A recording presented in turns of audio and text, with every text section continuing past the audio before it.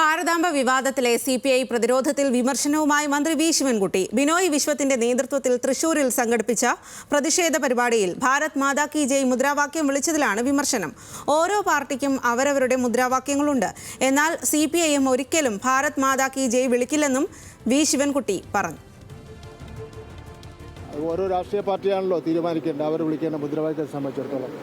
CPM-ന് പറയാൻ വേണ്ടി പറ്റില്ലല്ലോ CPI-യോട് ഇന്ന മുദ്രാവാക്യം വിളിക്കണമെന്ന് സംബന്ധിച്ചിടത്തോളം. എന്തായാലും CPM വിളിക്കുന്നില്ല.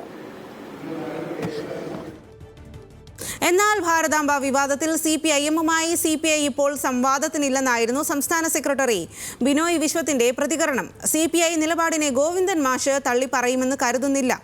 ഇതുമായി ബന്ധപ്പെട്ട് പാർട്ടിക്കുള്ളിൽ വിഭാഗീയതയില്ലെന്നും ബിനോയ് വിശ്വം വ്യക്തമാക്കി. ഇല്ല, CPI-യെ തള്ളി CPM രംഗത്ത് വരില്ല.